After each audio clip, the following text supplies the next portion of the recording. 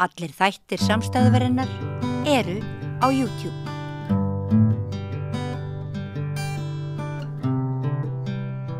Þá er komið að heimsmálunum með Hilmari Þór Hilmarsinni, prófessor sem er núna staddur í Bangkok eins og þetta vikur. Komdu blessaður, Hilmar.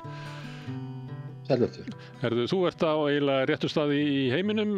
Fréttirnar hafa komið mikið frá Asíu vegna Asíuferðar Donald Trump sem hefur farið þarna á milli landa og er núna staddur í Suður Kóreu, hitti þar forseta Kína í dag og þær gengu frá einhverju sem er ekki kannski þessi stóri viðskiptasamningur sem að Trump lét stundum í veðri vaka væri framundan. Þetta hljómaði frekar eins og svona örlítil hliðrun eins konar vopnahléssamningur í viðskiptastríði. Já, þetta lítur ekki út fyrir það, mér vitanlega ekki komin eitt skriflegur samningur og smáatriðin liggja ekki fyrir, en fundurinn byrjaði mjög vel þannig að Trump var að hæla Xi Jinping fyrir hvað hann væri mikill leiðtogi, great leader og great country, Kína væri merkilegt land og hann væri mikill leiðtogi og Xi Jinping svaraði honum ekki með sama hrósi fannst mér, hann talaði að vera eðlilegt að væri svona deilur á milli landa eins og Bandaríkin og Kína, tvö stærstu löndin og svona, eins og það var þýtt sem frictions, þannig að það væri eðlilegt en hann hældi Trump með hans fyrir það sem hann hafði gert á Gazasvæðinu og þetta var alltaf jákvæðum nótum, ég held að ég hafði líka hlusta á viðtal við fjármálaráðherra Bandaríkjanna áður og sem var náttúrulega að því þetta er viðskiptasamningur og tollamál, það heyrði það undir fjármálaráðuneytið og hann var á jákvæðum nótum. Ég held að Bandaríkjamenn viti það náttúrulega, það er alveg augljóst að þeir vita það að þessi lönd eru svo háð hvert öðru í alþjóðaviðskiptum að það er ekkert raunhæft fyrir þau að fara í stríð, neitt viðskiptastríð og Bandaríkjamenn eru háðir sjálfgefum málum frá Kína og Kína þarf að vera í viðskiptum, hefur lagt áherslu á viðskipti við Bandaríkin og Evrópa því þetta eru ríkustu svæðin á jörðinni og þessi viðskipti eru mjög mikilvæg fyrir báða aðila, þetta eru svo samtengd lönd og eins og höfum talað áður eins og það sem við spáðum í síðasta þætti í María, það kemur ekkert út úr þessu neitt stórkostlegt nema það Trump sagði það, hann kann nú alveg orða hlutina stundum, hann sagði að á skalanum 0-10 myndi að gefa fundum 12, 1,12, sem er eitthvað A+ eða eitthvað, hann skala væntanlega. Þannig að hann virtist vera mjög ánægður með fundinn, en það er ekkert sem, þetta er kannski, það er verið að kæla málin. Áður var búið að æsa menn upp og tala 100% toll á Kína og svona eins og þetta fara að beygja Kína eins og Evrópu eitthvað. Nú er Kína álíka stórt hagkerfi og Evrópusambandið. En við sjáum það að þegar hittir Kína, leiðtogar Kína, þá er bara harka og Trump sér það bara og fjármálaráðherrann sem var þarna með honum, aðalmaðurinn með honum og það var utanríkisráðherrann líka, að það er ekkert, Bandaríkin er ekki neitt í stöðu til að beygja Kína og við sjáum að þetta borgar sig ekki og þá fara þeir í að hæla Xi Jinping, hvað hann sé mikill og merkilegu leiðtogi og allt þetta og að kæla málið, minnka tollana og vonast þess að þeir koma á móti með því að minnka hindranir á sjálfgefa málma. Þannig að það kom ekkert mikið út sem nema það að löndin eru komin í farveg þar sem eru farin að tala hvort við annað að virðingu og jákvæðum nótum. En við eigum eftir að sjá hvaða samkomulag verður undirritað. En ég sagði, ég held að við töluðum að síðasta þætti, að töluðum að það myndi ekki gerast á þessu fundi nema bara það sem að það er bara óbreytt ástand og að það sem kannski hefur gert hérna er það að þeir menn eru að tala á jákvæðum nótum, þannig að það er að halda áfram viðræðunum en þetta er ekkert stórt, það var ekki stórt samkomulag sem var undirritað þarna. En það er alveg ljós að fyrir Bandaríkin myndi ekkert borga sig að fara í viðskipti við Kína, það myndi skaða Bandaríkin sennilega meira heldur en Kína. Bæði löndin mikið. Við sem aðeins ræða hugmyndina sem voru refsitolla á Kína vegna viðskipta við Rússlands á eftir en við skoðum bara þessa viðskiptasamninga sem Trump er að gera. Hann gerði viðskiptasamningu við Kóreu og þar lofa Kóreumenn því að fjárfesta í Bandaríkjunum fyrir held ég $200 milljarða. Þetta er svipað og var gert í Evrópusambandinu. Evrópusambandið lofaði að fjárfesta inn í Bandaríkjunum gegn því að tollarnir eru ekki hækkaðir umfram þessi 15%. Maður er kannski erfitt að sjá hvernig Evrópusambandið ætlar að fara að fjárfesta í Bandaríkjunum. En maður er að velta fyrir sig hvort að sér vel hægt að meta þessa samninga, hvað mikið að marka þetta, það eru einhverjir tollar sem að ríkin samþykkja að séu settir á sig og líklega reiknar einhver hjá Trump gróðan af því miðað við viðskipti undanfarin ára en við höfum eftir að sjá það hvort að viðskipti farið eitthvað allt annað og svo hefur við líka eftir að sjá hvaða innihald í því þegar ríki að lofa eða ríkjasamband, þessu Evrópusambandið að lofa einhverjum formúum til fjárfestinga inn í Bandaríkjunum. Það erfitt að sjá það, já, hvernig eftirlit á að vera með því eða hvernig að þessu verður staðið. Já, vegna þess sko að tollarnir eitthvað sem að fjármálaráðuneytið eða ríkisvaldi getur ákveðið verið að leggja tolla á hvað mikið og hversu lengi. Það í höndum ríkisvaldis að ákveða þetta og eins og segir þá kom einhverja tollatekjur en á móti þá verið að vernda ákveðin iðnað og þá minnkar samkeppnin og þá minni hvati til að auka hagkvæmni og samkeppnin að minnka þannig að til lengri tíma það ekkert endilega hollt fyrir þá sem verið að vernda með tollum, alls ekki, fyrir utan það að svo löndin sem verða fyrir tollum reyna að beina eins og Kanada að tala að gera í miklu mæli að beina viðskiptunum annað. Þannig að þegar uppi staði getur þetta hreinlega verið leitt til meiri óhagkvæmni í löndunum sem að beita tollum, minni samkeppni, minni hvati til þess að fara í tæknibreytingar og svo líka til lengri tíma litið að löndin beina sér viðskiptum annað, bæði vegna þess að tollurinn til staðar og líka vegna þess að landið sem að leggja toll á bara orðin svona það sem myndi vera kallaður á ensku unreliable partner. Þetta land sem að þú veist aldrei hvað það eitt í dag og annað á morgun, þennan klukkutími þetta og svo næsta klukkutími eitthvað allt annað og tollar eru lækkar og hækkar sitt á hvað. Þetta skapar ákveðna óvissu og það þýðir það að þú vilt frekar beina viðskiptum á markaði þar sem eru meiri stöðugleiki. Og svo líka alveg rétt sem hún bendir á varðandi fjárfestingu að þá var Evrópusambandið búið að lofa fjárfestingu í Bandaríkjunum og svo náttúrulega ef aðrir gera það líka þá þetta ekki, ég meina þetta ekki eins og Evrópusambandið eða ríkisvaldið í Suður Kóreu þau var alltaf fjárfesta sjálft í Bandaríkjunum, þetta einkaaðilar sem að gera þetta og það eins og bendir á það hefur ekki Evrópusambandið hefur ekki boðvald yfir einkageiranum sem á Evrópusambandsins eða Evrusvæðinu. Þeir hafa ekki boðvald yfir þetta fyrirtæki sem fara ef að þau vilja það. Þeir geta kannski eitthvað liðka til en þetta í höndum einkageirans. Eins væri það í Suður Kóreu, þetta markaðshagkerfi, þannig að fjárfestingar eru auðvitað geta stjórnvöld hvatt fyrirtæki til að fjárfesta í Bandaríkjunum. En þetta ekki beint boðvald sem að ríkisstjórnin hefur yfir einkafyrirtækjum þetta eru stórfyrirtæki Suður Kóreu, hátæknifyrirtæki sem í mikilli samkeppni og þau beina sínum viðskiptum og sínum fjárfestingu í þær áttir sem þeir telja vera hagkvæmt.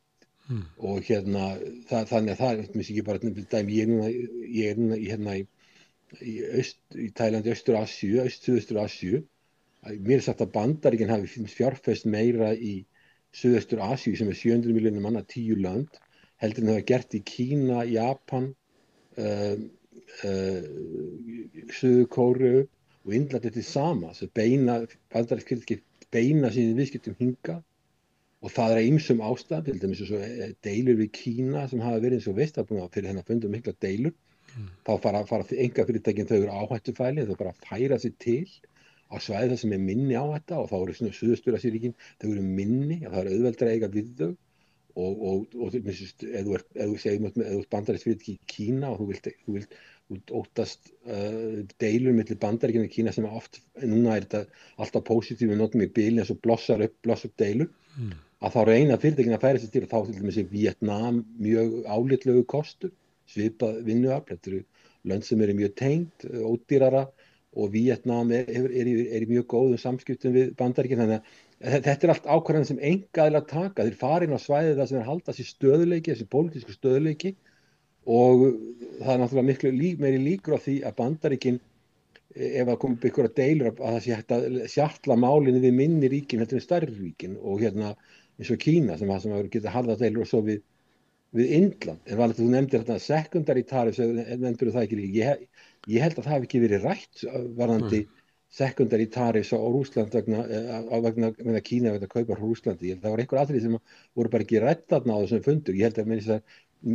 skilst líka að þeir hefði ekki rætt Tævan, en það áttur að koma betur í ljós hvað kom út úr þessu fundi, en þetta er ekkert breakthrough, þetta er ekkert stórt, en þetta er allavega, það sem er kostinu við þetta er í rétta átt, aðilar er að tala um að slaka á spennunni en ekki aukana.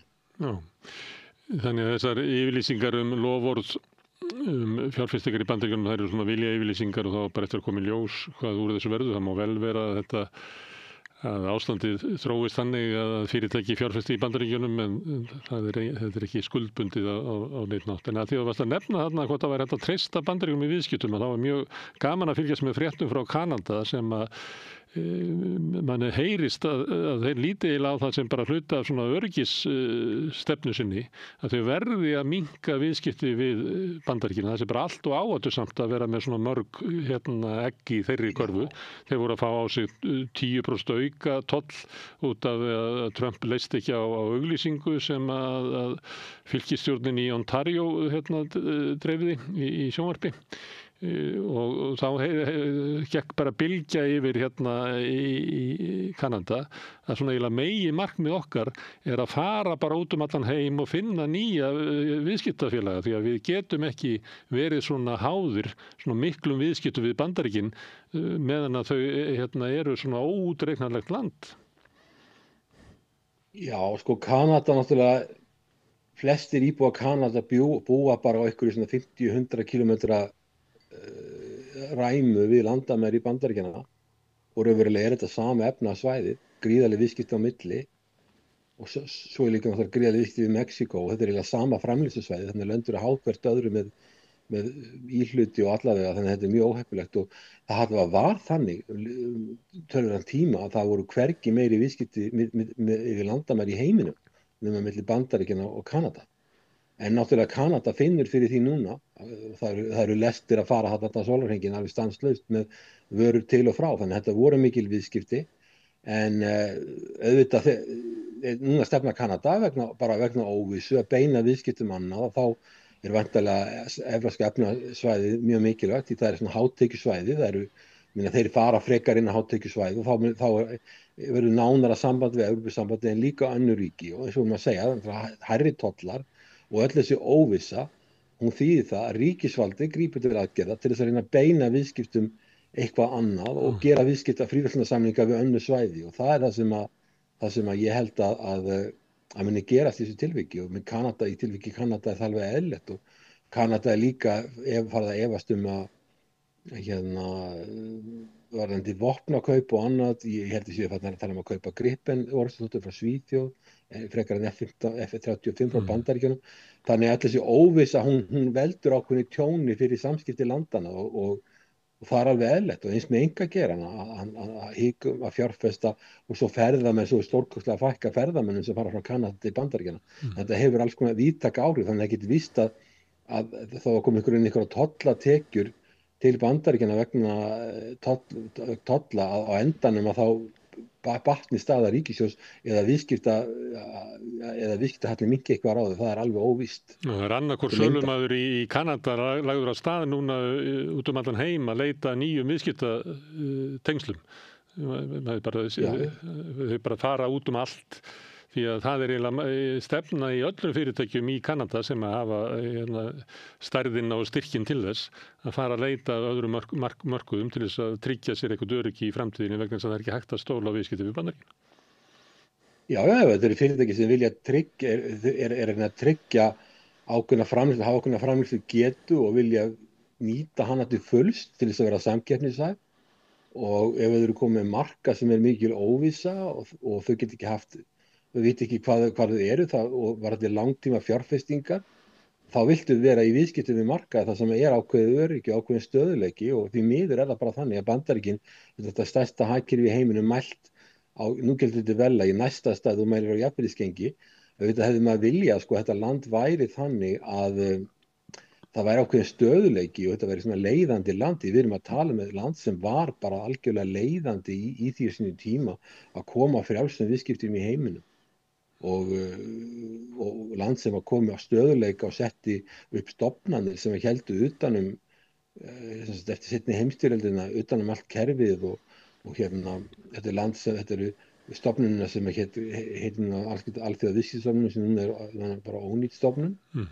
Bandaríkjamenn settu þetta á fót með þetta hétt GATT upprunalega. Þetta eru stofnanir sem gerði Kína stórveldi. Það voru Bandaríki sem tóku aðal ákvörðun að hleypa Kína inn í alþjóða viðskiptastofnunina 2001 og eftir það var gríðarlega hagvöxtur í Kína og þetta er allt eitthvað sem Bandaríkin gerðu og sköpuðu stöðuleika í heimsagkerfinu með því að fella niður alla tolla og fella niður alla kvóta sem voru kvótar algjörlega úti í alþjóðaviðskiptum og lækka tollana eins mikið eins og hægt er. Þetta er Bandaríkin sem setti þetta af stað. Nú erum við að snúa þessu við og alþjóðaviðskiptastofnunin er bara ónýt stofnun og eins með þessum Xi Jinping og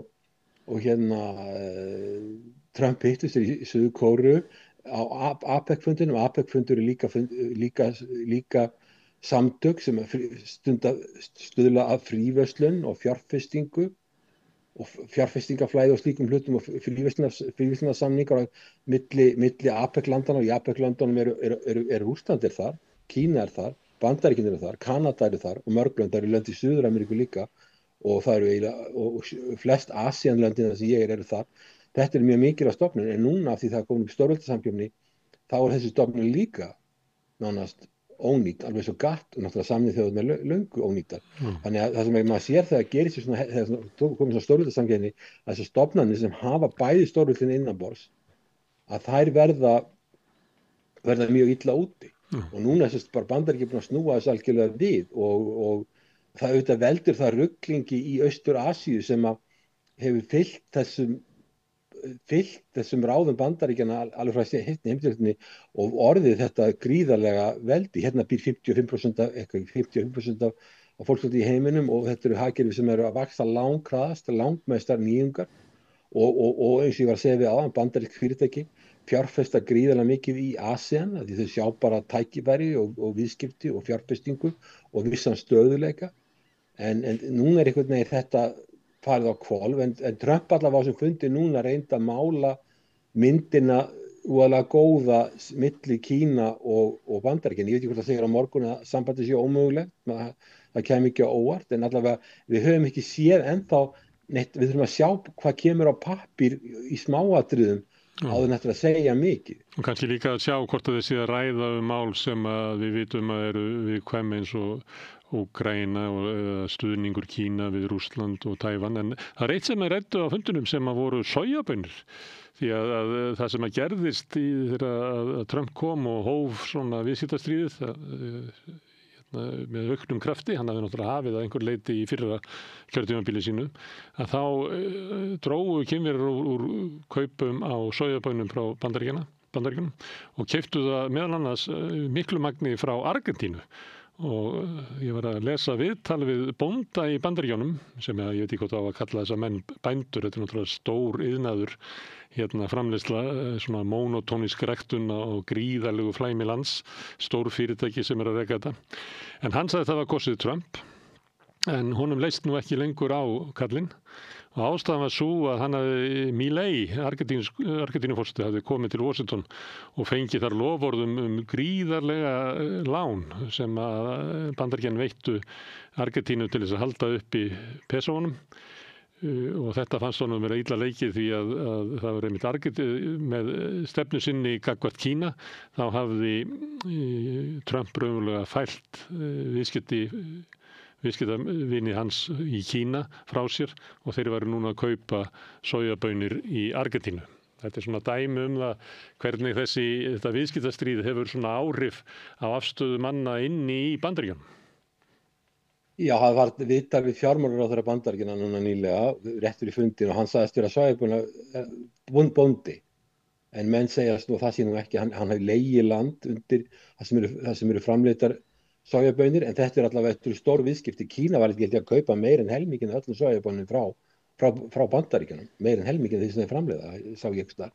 Allavega þetta er mikil viðskipti og mér skilst að Xi Jinping hafi gefið eitthvað eftir þarna að Kína muni kaupa sojabönir frá Bandaríkjanum Ég get nú ekki sagt ekki mikið sérfræðingur í sojabönum, ég get ímyndað mér að, eins og þetta segja, þetta eru mjög stórt land, flatneskja og fjölda framleiðsla og allt með ákasta miklum vélum og svo framvegis. En þetta var eitt af því sem að Trump hældi Xi Jinping fyrir að hann hefði, og hann talaði nice gesture eða eitthvað, hann hefði sýnt velvild þarna með því ákveða að kaupa ykkur ósköp, ykkur 20 milljóna tonna eða eitthvað frá hérna Kína af sojabönum. Það er eitt af því sem var á borðinu. En ég skil ekki hennar neina, allavega það var búið að setja þarna einhverja hindrun sem að eða Kínverjar voru að hefna sín. En þetta er bara dæmi það allavega þetta er í rétt átt, þannig að aðilar eru farnir að semja og hérna og farnir að slaka eitthvað og vonandi heldur það áfram, eins og við vitum með Trump, þá getur þetta allt snúist við aftur. Ég held að hafi ekki verið mikið rætt Úkraínu, ég held ég er ekki að segja að Kínverjar hafi neitt þess að áhuga á manndrápum í Úkraínu, ég gleðjist ekki, þeir vilja það ekki, þetta er þjóð sem hefur ekki verið í stríði síðan 1979, Kína þá við Víetnam síðan ekki verið í stríði, en frá þeirra bæjarnir sé þessu stórveldi þá er ekkert verra að Bandaríkin séu upptekin sem víðast í alls konar vesinni, í Úkraínu, í Miðausturlöndum, nú er þetta vopnahlé á Gazasvæðinu sem er mjög brothætt og svo er hérna hugsanlega átök Venesúela og ég var að hlusta á bandarískan hagfræðing sem ég kannast við sem heitir Jeffrey Sachs, ég var prófum í Harvard þetta aldarfjórðungi og þá var Jeffrey Sachs einn af aðalfyrirlesurunum og hann sagði að þetta Venesúela mál snerist ekkert eitur, það snerist bara það að því að Venesúela er olíuríkasta eða þú skoða reserves eða hvar eru olíuauðlindir í heiminum, þá er Venesúela hvorki meira en minna heldur númer 1, þeir eru fyrir ofan Írak og Íran og Sádi-Arabíu, þeir hafa meira og hann hélt í fram að þetta væri bara mjög einfalt mál, þetta væri verið að komast yfir olíuauðlindirnar og þetta var að breyta, hann var mjög harður, þetta breyta Venesúela í einhvers konar nýlendu til að nýta sér auðlindir, þannig að það er einhvern sem gengur á og ef að ég ætla ekki að taka afstöð til þess að ég hef ekki kynnt mér Venesúela mjög mikið, ég veit samt að það eru gríðarlega auðlindir þetta, en Jeffrey Sachs, bandarískur hagfræðingur sem er prófessor við Columbia háskóla sem er mjög góð skóli í Bandaríkjunum í New York, að hann fullyrti þetta væri bara mjög einfalt, maður snerist bara þetta, þannig að það er ýmislegt sem gengur á, en frá bæjarinn Kína er þetta bara upp á það að vera lausir við Bandaríkin hérna frá Austur-Asíu. Kínverjar vilja ekkert vera með Bandaríkin hérna, vilja hafa eins lítið eins og hægt en svo bara vekur það athygli maður sér samt, það er verið að kvarta við Kína sé harðhent og Asíanlöndin hérna er að kvarta yfir því hvernig Kínverjar koma fram og allt þetta og síðan verið stórveldi og síðan fattin að haga sér kannski svo Bandaríkin. En maður sér þessi átök í Úkraínu með þessu gríðarlega mannfalli sem þarna er og svo átökin á Gaza-svæðina sem við tala þjóðarmál. Það eru átökin í Austur-Asíu, eins og það eru átök á Suður-Kínahafi. En hingað til hefur þetta snúist það þegar þjóðunum lendir saman, sérstaklega Filippseyjum og Kína, þá öskra menn hvor á annan í einhverjar talstöðar og síðan ef allt síður upp úr þá fara þeir að sprauta vatni hver á annan. Þetta eru bara vatnsdælur. En það er engin drepinn, það er ekki mannfall. Þannig að þetta vekur svona athygli að átökin þau magnast ekki út í það að fara út í að sé mannfall upp á 100.000 mann eins og við erum að tala í hinum stríðunum. Þannig mér finnst sjálfum að það var mun skárra að menn fara út í það að sprauta vatni úr einhverjum dælum hver annan heldur en að senda byssukúlu í höfuðið á andstæðingnum eða sprengja allt í loft upp. Ég nefndi Úkraínu í tengslu við fund Trump og Xi vegna þess að í aðdraganda hans þá sagði Trump einhvern tímann, kannski í þessum spjalli sem oft er í forsetastóttunni, eitthvað þá veru að hann treysti því að hann myndi fá Xi til þess að eins og að tala fyrir Pútín eða með einhverjum svoleiðis hætti, það svo hann sjái það fyrir sér að hann gæti fengið Kínaforseta svona í lið með sér til þess að reyna að lempa Pútín og svo að að það var hægt að ná einhverju niðurstöðu í Úkraínu. Þetta talaði einhvern veginn þessa veru. Já, og þetta minnir mann á það þegar að fundur var í Alaska. Þá bara sagði hann að Pútín vinur minn.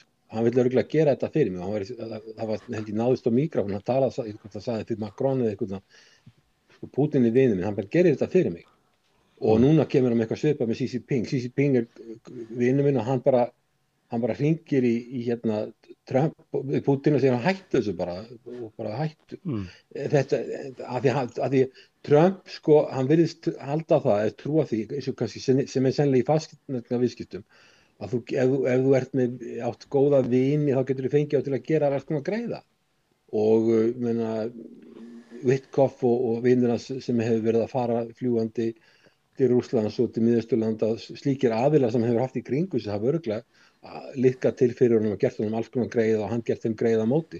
En í alþjóðasamskiptum, það gengur sennilega í svona viðskiptum, eitthvað slíkt, þá getur þetta nýst og þá þetta bara aðilar gera greiða sitt á hvað. Ég heldur þetta ekki, Hilmar, ég heldur þetta ekki og það sé ekki að sjá það í sögu Trump sem svona viðskiptamanns að þetta sé þannig, því að hann treysti ofta á það að honum yrði redda með einhverjum hætti en margt af hans svona ævintýrum eins og spilavítin í Atlanta og ýmislegt sem hann var að gera í byggingariðnaðinum í New York fór bara kvínandi á hausinn.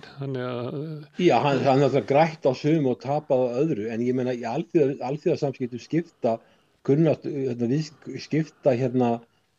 persónuleg tengsl og vinátt ekki svo miklu máli. Skipta ekki svo miklu máli.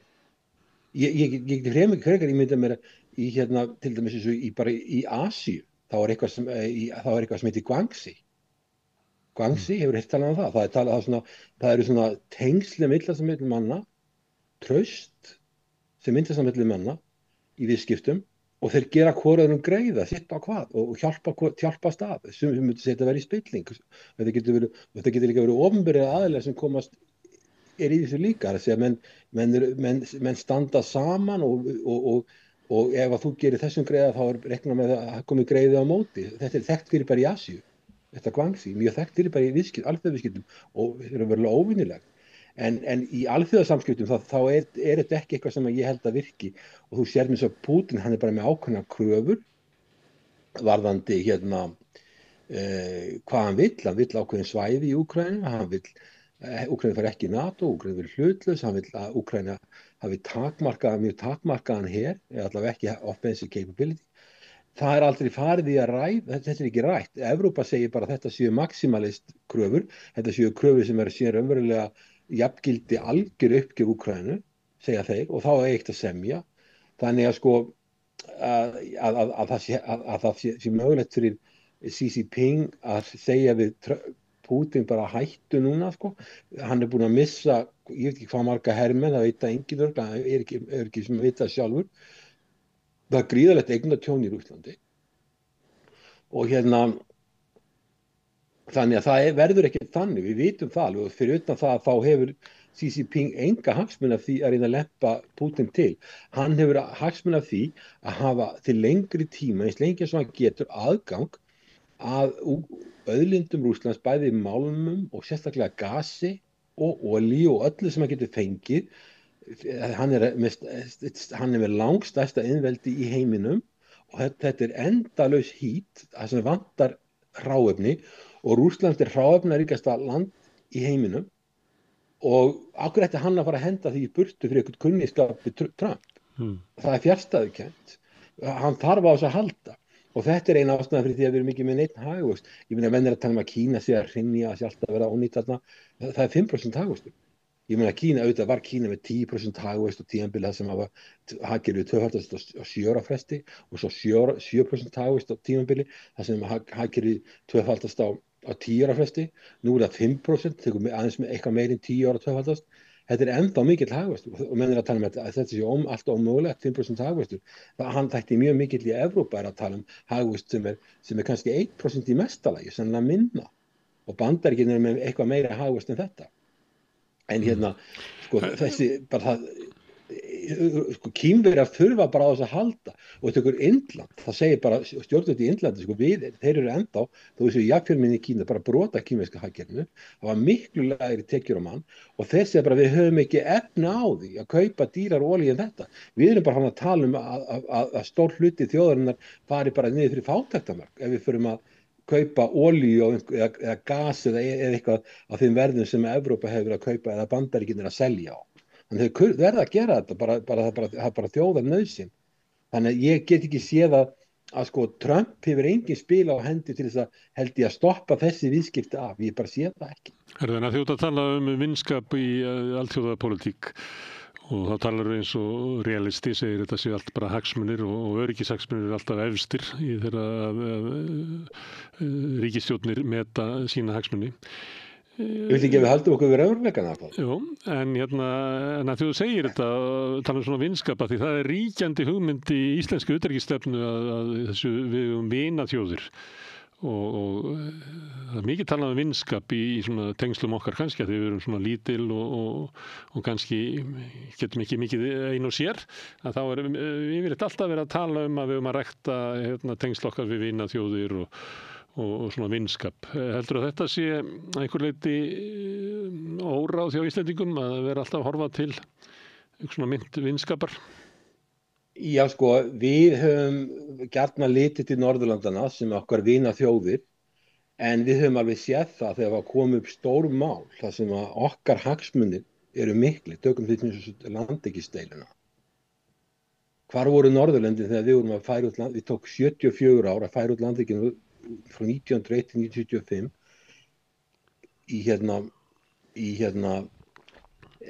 langstærsta hagsmunamál Íslendinga. Langstærsta hagsmunamál Íslendinga. Já, þeir voru ekkert að hjálpa okkur í þessu. Málið er það að ef að þú ert að tala eins og Bretland, þá skiptir Bretland miklu meira fyrir öll hinn Norðurlöndin heldur en okkur. Þannig að þegar í landhelgisdeilunni þá stóðu Norðurlöndin ekkert með okkur. Þau voru ekkert með okkur í þessu, þannig að þetta er vináttan, hún næri ekki og þarna varum að ræða efnahagslegt alveg efnahagslegt sjálfstæði þjóðarinnar var í veði. Bretar sem er ekkert kannski neitt óvinna þjóð við okkar almennt séð, við erum í góðum sætti Breta, en þegar við færiðum landhelgina úr 3 mílum í 4, 52 eða eitthvað svoleiðis, að þá settur okkur viðskiptabann. Við gátum ekki farið í hafnirnar, bresku hafnirnar, bara út af 1 mílu. Og það var þá sem Ísland fór að versla við Sovétríkin. Af því þó Sovétríkin verið loka hakið, þá fórum við að versla við Sovétríkin í kjölfarið og var hafnabann á okkur í Bretlandi. Nú svo ef þú skoða kreppuna 2008-2009, hverju voru vinir okkar? Bretar lýstu okkur sem hryðjuverkaleiki og Norðurlöndin töluðu mjög illa okkur. Ég hef skrifað þetta, ég skrifaði með eina bók þetta til dæmis sem komst 2018. Að Norðurlöndin og bæði ráðherrar og embættismenn í Noregi, Svíþjóð, Finnlandi og Danmörku töluðu öll niður til Íslands.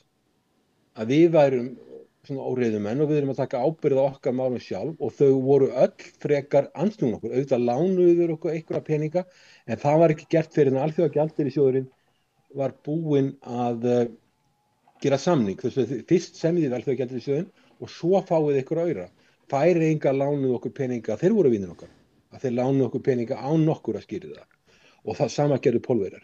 Og með þess að Pólverjar létu það ekki fylgja, sem mér hefur verið sagt, ekki fylgja þrýstingnum frá ekki láta undan þrýstingi frá Bretland út af Icesave, sögðu Pólverjar. Og þeir lánuðu okkur peninga, það voru þó nokkur einhverju 10 milljarða. Og það náttúrulega var líka af því að það búa svo margir Pólverjar á Íslandi að þeir töldu að þeir hefðu ákveðna skyldur að aðstoða Ísland þannig að þetta er það margir fjöldi Pólverjar sem býr á þessu landi en þeir gerðu þetta en sko Norðurlandasamstarfið að þessi vinátta sem við erum að tala eins og í þorskastríði eða landhelgisdeilan sem var algjörlega grundvallaratriði fyrir okkur eða kreppan 2009 þegar var maður vissi ekki hvort að landið var heillega orðið gjaldþrota og geti verið fjárhagsbyrði á landinu áratugum saman sem myndi lækka lífskjör kynslóða langt fram í tíma. Þá var algjör óvissa. Norðurlöndin voru ekkert að ganga undir okkur í því máli. Þau töluðu niður til okkar. Danir voru skrifuðu fyrstu skýrsluna okkur Danske Bank, hversu mikil vitleysa það væri á Íslandi. Var það ekki Svo vinargreiði komst, var það ekki vinargreiði að benda á hið augljósa? jú, en það verður kannski vinagreið, það verður kannski rétt að þetta er kristin þjóð að taka bjálkan úr eigin auga áður en bara að taka flísina úr augum náungans, vegna þess að kom í ljós seinna að þeir voru í mesta peningaþvætti, einhverju mesta peningaþvætti með rússnesku mafíunni í Íslandi og í Eystrasaltsríkjunum sem hefur sést í heiminum, og það voru bæði sænskir og danskir bankar. Þannig að þau voru ekkert saklaus sjálf. Og svo varðandi... Ég meina, sko, það verður ásaka okkur að við værum í peningaþvætti. Þeir voru sjálfur í einhver bank í Eistlandi sem var með gríðarlegar upphæðir í peningaþvætti með danski bank. En þeir voru að benda okkur, sko. Þeir hefðu kannski betur rannsaka sjálfa sig fyrst. Já, voru gerðspiltir. En varðandi svona vinaþjóðir að þá Bandaríkjamenn studdu svona Íslendinga til sjálfstæðis og þeir sömuleyti studdu þeir eða reyndu að lempa Breta með einhverjum hætti, það er nú ekki alveg kannski skýrar sögurnar af þessu, en það var allavega, þeir snýrist ekki gegn okkur í landhelgisstríðinu, en þegar kom að hruninu að þá var Davíð Oddsson lengi að reyna að ná sambandi við Bandaríkin og reyna að ná einhverju svona skiptisamningum til þess að verja krónuna en fekk ekki. Og það er kannski ástæðan sú að í millitíðinni hefðu Bandaríkin menn raunverulega breytt mati sínu á sínu eigin öryggishagsmunum. Þannig að Ísland var ekki jafnt mikilvægt 2008 eins og hafði verið á 8. áratugnum og 7. áratugnum og 5. áratugnum. Sem að sýnir kannski að þetta snýst ekki vinskap. Já, við hótum því landhelgisdeilunni að segja okkur NATO og segja upp varnarsamning. Og það hafði vist gildi, sko. Ég meina, Bandaríkjamenn vildu ekki og NATO-ríkin að Ísland væri að taka til máls á NATO-fundum, á ráðherrafundum NATO eða leiðtogafundum og tala að það væri herskip í nýja landhelginni hjá okkur frá NATO-ríki. Og það var Kissinger, þegar Nixon kom hingað á Pompidou á sínum tíma, þá gaf Kissinger út yfirlýsingu að Bandaríkjamenn vildi ekki hafa bein afskipti af þessu, þetta væri báðar vinaþjóðir, en þau myndu reyna að stuðla af því að koma á finna ykkur að lausna á þessu máli. Þannig Kissinger var náttúrulega ábúðslega fær diplómat og hann hefur eitt símtal frá honum hefði kannski dugað til þess að Breta færi að skoða þetta mál kalt, sko, hversu miklir hagsmunir eru til raun og veru. En sko fljótlega eftir nokkrum árum eftir þess að heimsótt Pompidou og Richard Nixon til Íslands og þá var Henry Kissinger þjóðaröryggisráðgjafi, hann var síðar utanríkisráðherra og reyndar á tímabili bæði, en hann allavega stuðlaði að þessu. En þú sér samt sem áður það er að Bandaríkin hafa, sko, þegar að Danir eru undir Þýskalandi, að þá fara Bandaríkin að hugsa Ísland í seinni heimsstyrjöldinni. Þau taka við að Bretum, en báðu eftir sem ég besti þá báðu Bandaríkin að þau myndi ekki vilja koma til Íslands sem Íslendingar ósku eftir því sjálfur. Og þá myndu þau koma. Og síðan fara þeir að plana sjálfstæði Íslands. Ég held að það hljóti bara að hafa verið þannig vegna þess að við lýsum við sjálfstæða meðan að heimsstyrjöldin er ennþá í gangi og okkur er boðið á Bretton Woods-fundinn bara innan við hálfu mánuði eftir að við lýstum við sjálfstæði. Þetta hefur verið allt ákveðið fyrirfram. Og síðan kemur varnarsamningurinn, síðan kemur NATO, við okkur búið að vera stofnríki í NATO í 49 og síðan 51 fáum við varnarsamningu Bandaríkin. Þetta er allt sem hefur verið búið úthugsa í Washington. Vinátta eða ekki vinátta, þetta er náttúrulega Bandaríkin vita hvað Ísland er á landakortinu og þeir vilja ekki að önnur ríki nái fótfestu þarna, þeir hugsa sitt þjóðaröryggi fyrst og fremst.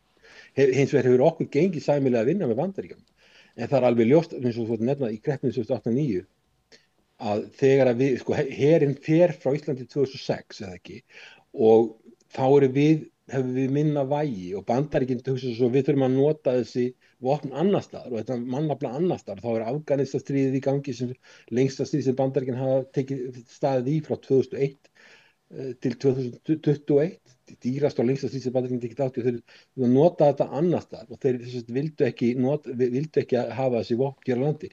En þeir eru fyrst og fremst og tóku þau í burtu í óþökk íslenskra stjórnvalda og þeir líka þeirra áhættumat var það að það væri ekki svo mikil hætta á Íslandi, en auðvitað eru þeir fyrst og fremst að hugsa sína hagsmuni, en það er kannski bara tilvíðin hjá okkur að okkar hagsmunir og Bandaríkjanna hafa verið svipaðir í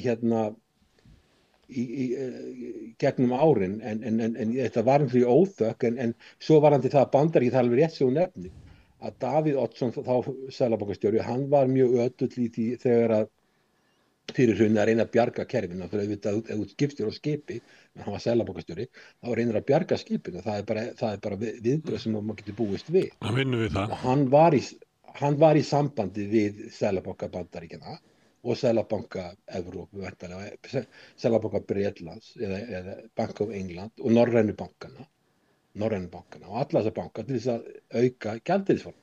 Það er eitthvað sem hann reynir að gera. Og Bandaríkjamenn vildu ekki lána okkur, þegar ég heldur að við sagt að þeir hefðu metið að þetta myndi kosta 10 milljarða að bjarga íslensku bönkum.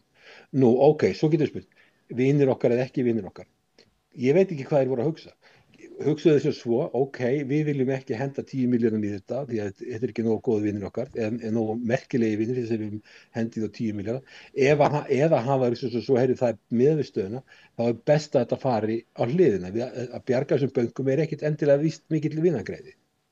Ég veit ekki hvernig er að hugsa þetta. Það er ekki víst að þeir hafi metið að þannig að það væri gott fyrir okkur að bjarga bönkum með $10 milljarða láni, bjarga þremur bönkum sem kannski var það betra fyrir Ísland til lengri tíma að þessi banka færi á hausinn og verið gerður upp, eða að það kemi stórt land frá Bandaríkjunum sem þyrfti síðan að endurgreiða til að bjarga þessum bönkum. Já. Það er bara eitthvað sem Bandaríkjamenn sjálfur verið að svara. Seðlabankastjórinn í Bandaríkjunum, þeir sem voru að vinna í þessu og voru að tala við íslenska seðlabankann, hvernig mátu þau stöðuna? Ég veit ekki með vissu. Varðandi það að Roosevelt hafi viljað að Íslendingar bæðu hervernd frá Bandaríkjunum. Þetta var náttúrulega vorið 41 og Bandaríkjamenn ekki fullir þáttakendur í stríðinu fyrir enn í árslok eftir árásina á Pearl Harbor.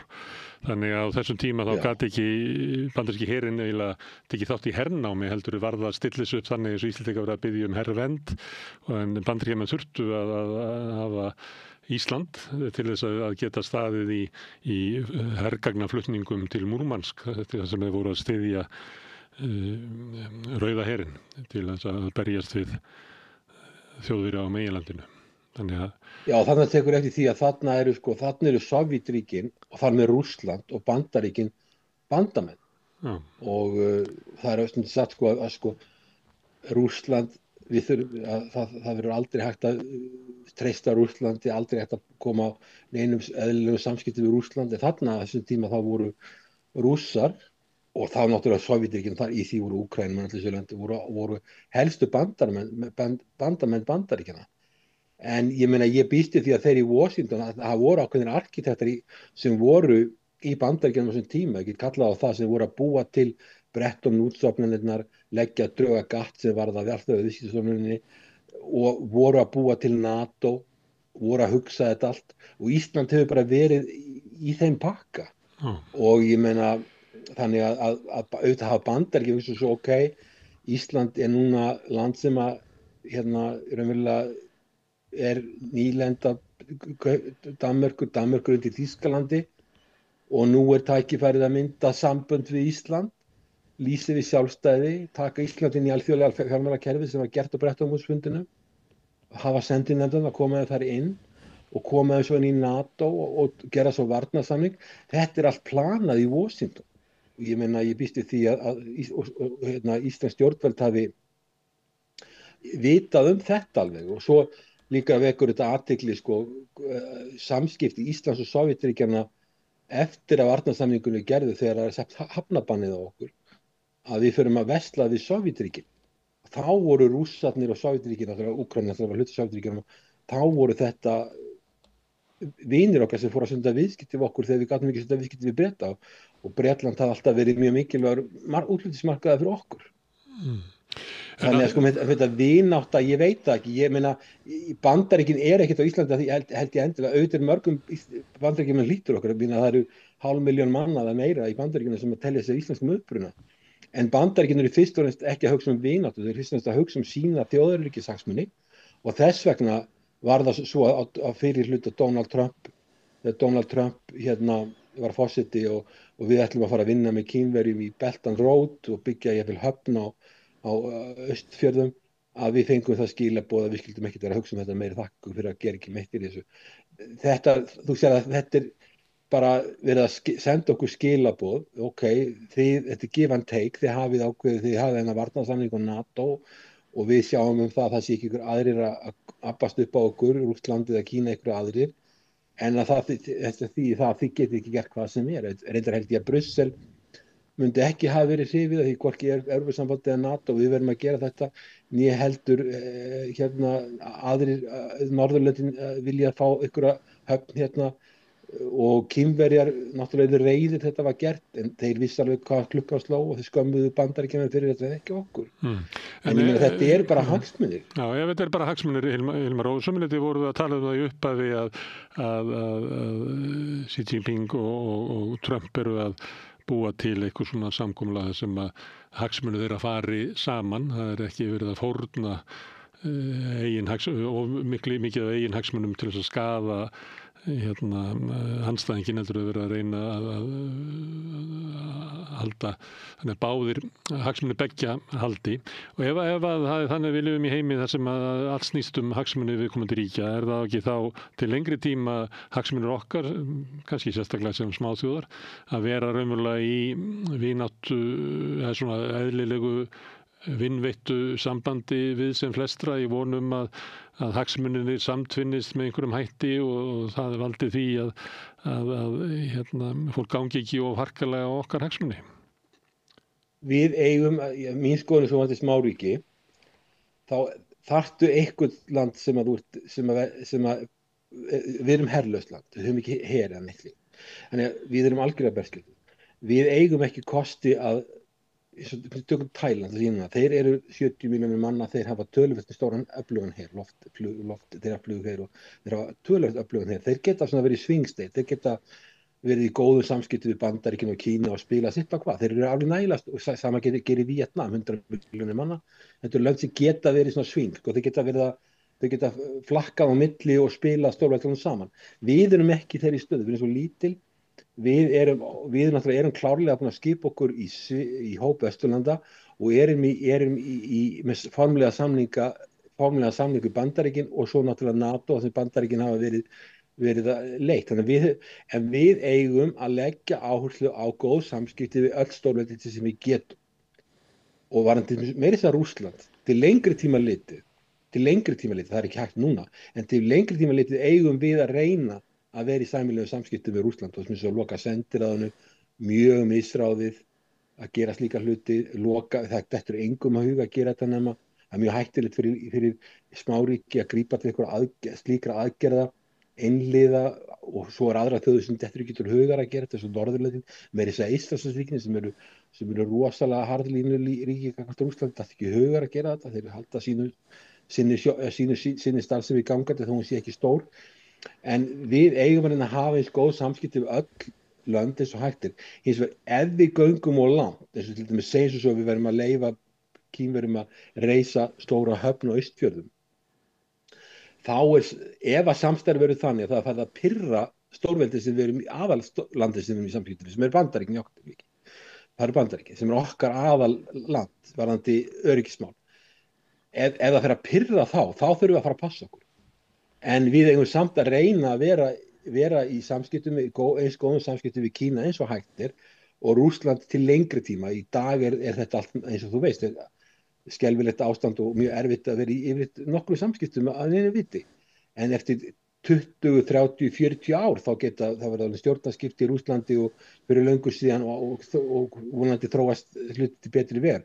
Þannig að lítið land sem Ísland á ekki að vera í deilu við neitt. Við höfum reyna að hafa eins góð sérstaklega við stórveldi að þeir hafi enga sérstaklega ástæðu til að stíga á okkur og að loka fyrir diplomatiska samskiptaleiðir og svona, það held ég að sé afleikur fyrir vopnlausa þjóð að kaupa vopn til höfus sem að nota gegn stórveldi. Ég held að það sé ekki góð hagsmunagæsla fyrir Ísland. Það er smáríki sem er eins og Ísland sem er vopnlaust, herlaust berskjaldað nema að Bandaríkin koma okkur til hjálpar.